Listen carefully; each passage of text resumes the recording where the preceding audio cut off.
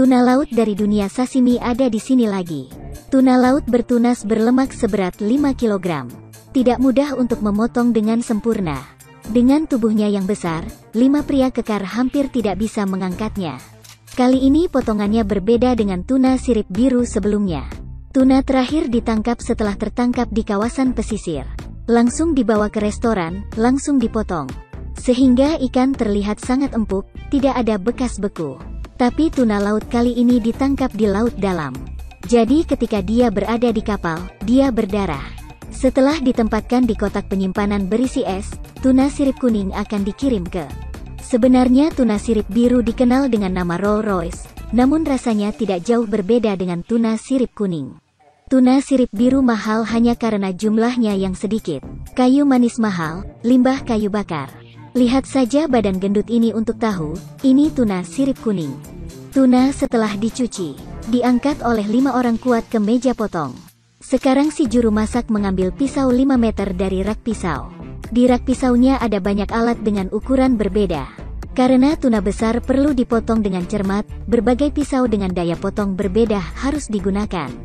Pertama dia menggunakan pisau potong, dengan hati-hati memotong sirip dada ikan. Langsung potong bagian yang masih menempel satu sama lain. Sirip yang sudah tidak layak pakai harus dibersihkan. Awalnya ingin menggunakan pisau kecil untuk memotong garis panjang di bagian perut tuna. Tetapi untuk banyak alasan, sangat sulit untuk turun. Hanya asisten yang bisa menggunakan palu untuk mengetuk perut ikan. Kemudian awalnya ingin menggunakan gergaji untuk memotong kulit punggung ikan, tetapi tidak memiliki kekuatan. Hanya potongan kecil yang bisa dipotong. Pertama, gunakan pisau nomor 2 untuk membuat garis lurus pada badan tuna. Kemudian dari bagian ekor potong sekitar sepertiga bagian ikan. Dengan menggunakan pisau kecil, berdasarkan posisi sayatan barusan, potong dengan hati-hati sedikit demi sedikit. Karena setiap potongan ikan tuna sangat berharga. Jadi, Anda harus sangat berhati-hati saat memotong. Pertama di sepanjang tulang punggung, potong ekor ikan menjadi 2. Kemudian ikuti potongan aslinya dan potong tubuh yang besar. Awalnya, berat tuna laut sangat besar. Jadi sangat penting untuk memiliki asisten di sisi Anda untuk berkoordinasi dengan erat.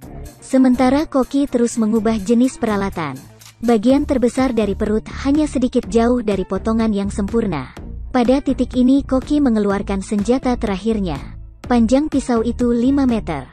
Di bawah kerjasama 3 orang, daging perut tuna laut juga dipotong sempurna. Kemudian daging tuna yang menempel di tulang belakang juga tidak terbuang percuma. Semuanya dikikis dengan sendok. Ini semua adalah bahan yang sangat baik untuk membuat sushi.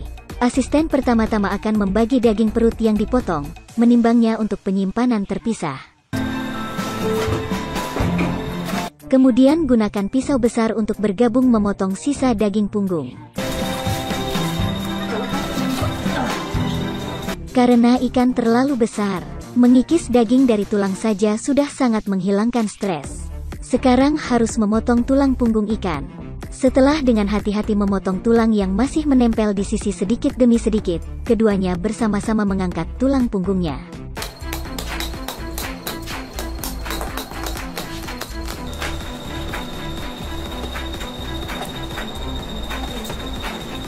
Demikian pula, setelah mengikis semua daging yang lengket, memotong sisa daging jauh lebih mudah. Daging punggung dan perut setelah dipotong menjadi 2 akan dibagi menjadi banyak bagian kecil dengan posisi yang berbeda. Ini adalah perut lengket dengan segitiga emas. Restoran ini memang tidak banyak menampilkan aneka hidangan seperti restoran lainnya. Hanya sashimi murni. Akhirnya kita akan menikmati proses mengiris masakan yang lezat.